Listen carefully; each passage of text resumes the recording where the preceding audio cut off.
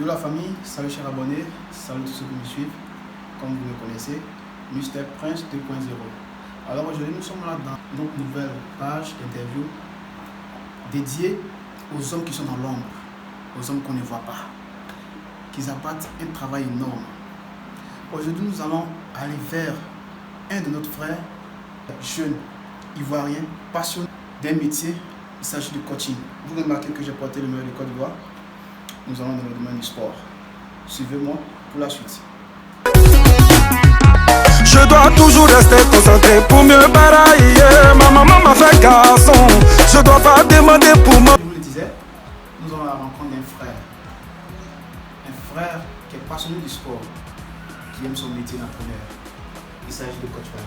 Bonsoir Coach Palé. Bonsoir Monsieur Prince. Ok. Voilà. Donc nous allons commencer en même temps notre interview. Il s'agit de lui poser des questions. Alors, qui est Coach Palé? Coach Palé est d'abord un jeune étudiant originaire de la région de Zozan, passionné du football et passionné des études. Diplômé d'un master de enseignement de langage. Coach Palé Sanson est responsable de la catégorie U16, U14 de l'Académie Volcan Junior et aussi entraîneur de l'équipe de l'association sportive LLC à l'Université de Louvain-la-Neuve. Personne qui se demande le coaching c'est quoi? C'est-à-dire il y a des gens qui sont là sur le terrain, il faut qu'ils fassent les bras comme ça, mais sûrement au-delà de ça il y a quelque chose qui se passe. Donc selon vous, le coaching c'est quoi? Qu'est-ce qu'un coach? Le coaching ça va au-delà de l'être humain, c'est une personne qui est amenée à conseiller, à former, à apprendre aux jeunes athlètes comment jouer au football. Au-delà de ça, c'est d'abord un bon éducateur, un bon formateur. Donc pour résumer, on peut dire que un coach, c'est pas seulement de donner des instructions sur le terrain, il va au-delà de la psychologie de l'enfant, c'est ça?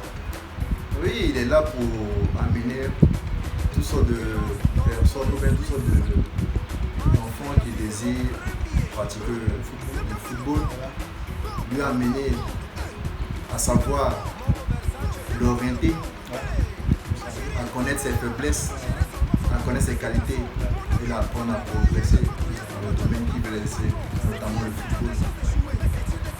Mais est-ce que c'est tous les enfants? Est-ce que c'est tout le monde qui peut jouer au football? Au football, sur 10 personnes, c'est difficile pour que les 10 personnes puissent réussir au football. Les 10 personnes, peut-être c'est une personne qui peut réussir au football.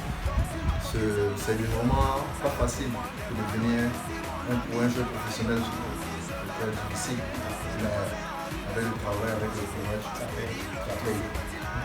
Donc les enfants qui nous suivent, allez d'abord à l'école, concentrez-vous sur vos études. C'est-à-dire que si ça échoue au niveau du football, vous pouvez rattraper ça dans la vie quotidienne, c'est-à-dire être un banquier, être un manager quelque part. Comment avez-vous été piqué par le virus de coaching? Le virus du coaching m'a piqué depuis 3 années quand j'étais à la fac et logé en cité universitaire. J'avais l'habitude d'organiser un petit groupe de tchin-tchin entre les étudiants. C'est dès l'âge que j'ai vu mes qualités. J'étais passionné, j'arrivais à organiser un petit groupe où on arrivait à jouer des matchs avec toute l'équipe hors de l'université.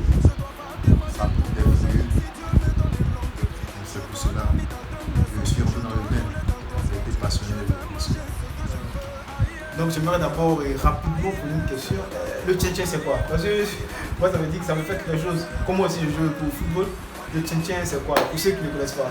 Le tchin-tchin c'est d'abord, c'est un vocabulaire typique en nous.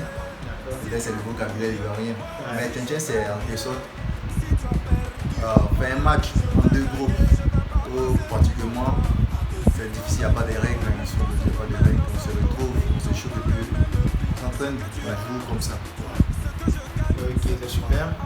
Donc vous avez compris, ceux qui ne connaissent pas la définition du tchin-tchin, c'est le fait de se croiser entre amis, frères, partager une passion qui est le football. Alors, Coach Palé, apparemment, selon mes sources, ils m'ont dit que vous étiez un bon footballeur. Et puis, en tout cas, un super milieu de terrain. C'est ça, c'est ce qu'ils m'ont dit. Donc j'aimerais savoir, coach Palais est là aujourd'hui, il va nous dire un peu quel est son poste de prédilection. J'ai eu la chance très tôt, depuis mon jeune âge, à l'âge de 6 ans, de rentrer dans une académie de football où j'ai appris à jouer au football. J'ai appris à jouer au football vraiment. Dieu merci, j'ai passé tout mon temps à jouer au football, ainsi qu'à l'école. J'ai été d'abord formé en tant que milieu défensif, mais la plupart des temps j'ai été polyvalent.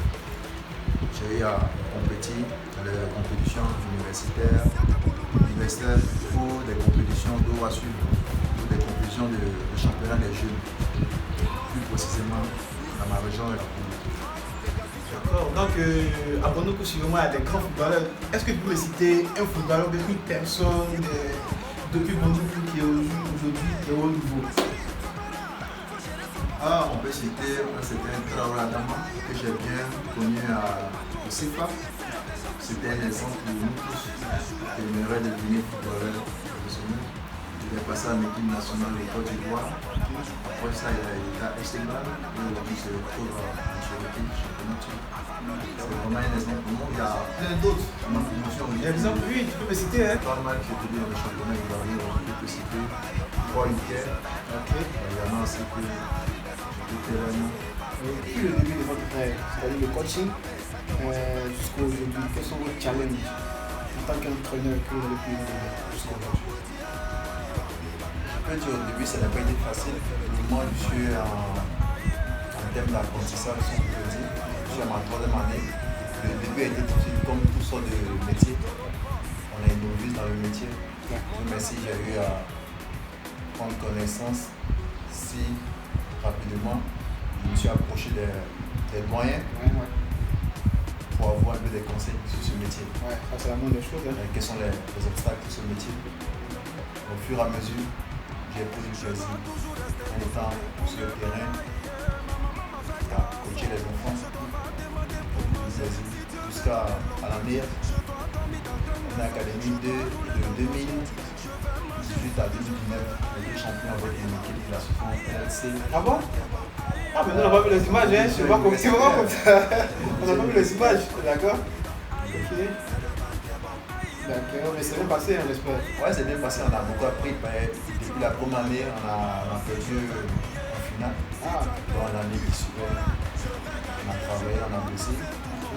On a appris la compétition précédente, la compétition qui suivait, on était champions. Donc là, actuellement, tu peux laisser tes poulets, ceux qui ont joué, qui ont joué le mauvais ce jour. Oui, ça fait plaisir. Vraiment, c'est des étudiants qui ont l'amour de ce métier. L'amour de ce métier. Le passage, je peux remercier tous les athlètes de l'équipe, l'association sportive. LLC, LLC, c'est langue, littérature, civilisation. C'est une équipe de l'IFR. Je remercie tous les joueurs, surtout le capitaine. Fofana, Mohamed, le passage. Ok. Donc, capitaine Fofana, vous savez, hein? Alors,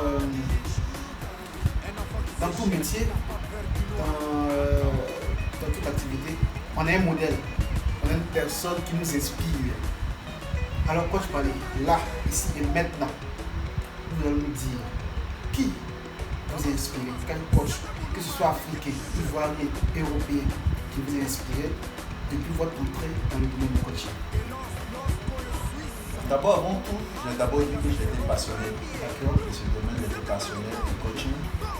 Avant tout, pour s'aventurer dans un domaine quelconque, on a d'abord des modèles, comme on le dit. J'ai autant de modèles. Au niveau local, au niveau local en Côte d'Ivoire. Au passage, je salue le grand coach, le grand maître, le dragon Alphonse Pasqueben. Le grand maître, coach international. Ah bon? Qui a la Académie parisienne Germain Taïmans. Moi je ne le connais pas. Hein? D'accord, c'est mon modèle. C'est mon modèle.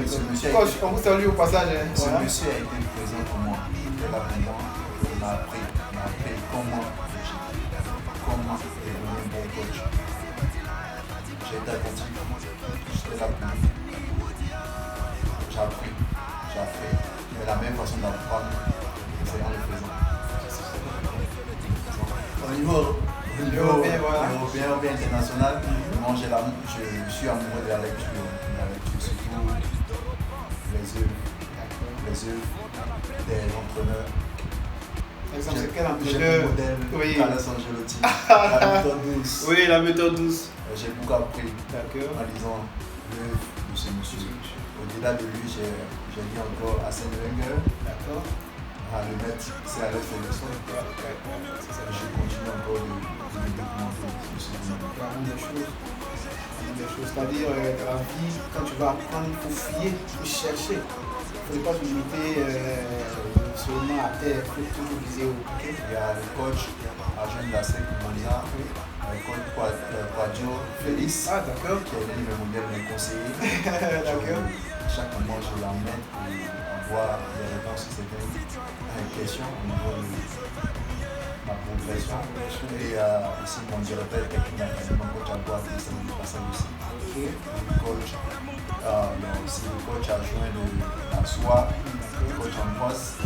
Coach Palais, que vous dites du coaching ivoirien?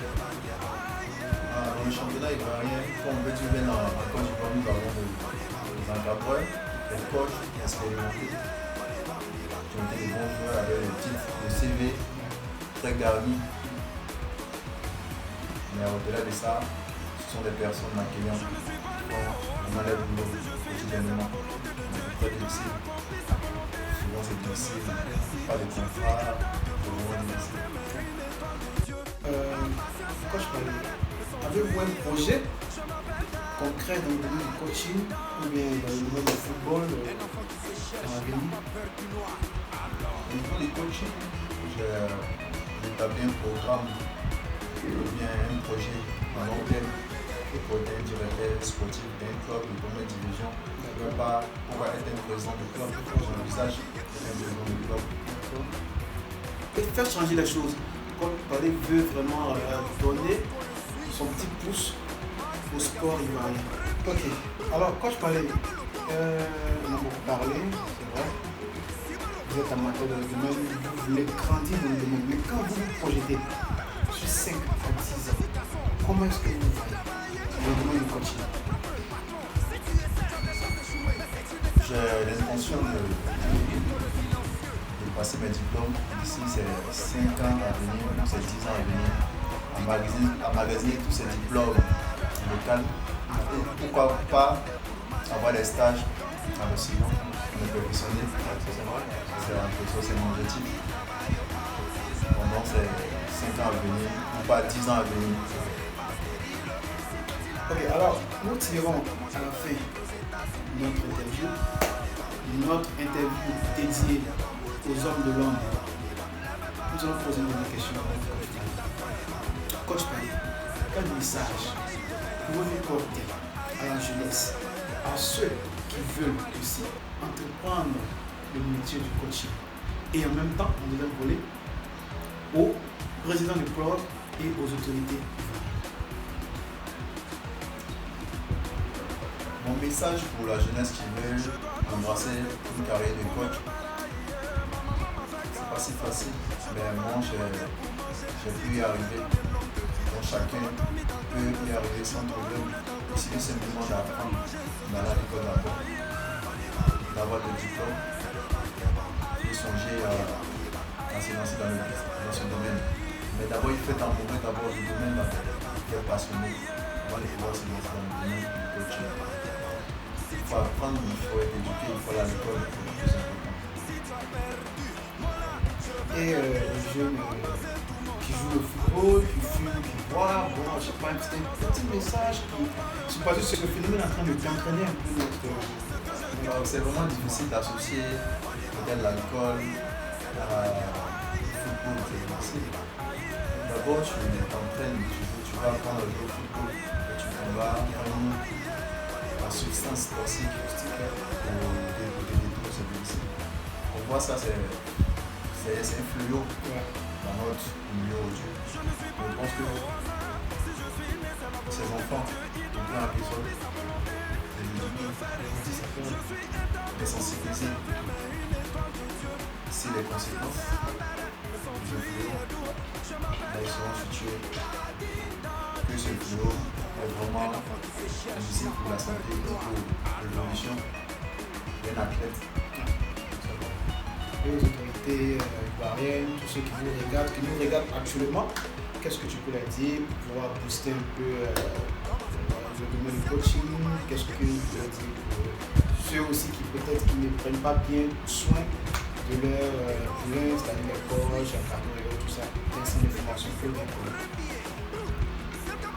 D'accord, à ce niveau, le coach d'abord il est humain, il y a une famille qui est là. Donc lui, il faut l'aider à se former. Pourquoi pas l'aider à faire des stages en Occident? Pouvoir se perfectionner, avoir ce plus de qualité, la compétence, pouvoir permettre la progression de ces athlètes qui veulent devenir aujourd'hui des grands professionnels. Alors, chers abonnés, chers téléspectateurs, nous venons de finir notre interview. Le message à retenir ici, c'est il ne faut jamais désespérer. Il faut croire en son rêve. Il faut croire en ce que nous voulons faire. Dans la foulée, il faudrait marcher sur des principes. Il faudrait avoir un bagage intellectuel comme humain pour pouvoir atteindre nos objectifs. Et chez Mr Prince 2.0, notre invité du jour, c'était Coach Palais. Merci Coach Palais. Merci, monsieur. Voilà. Et à bientôt. Ciao.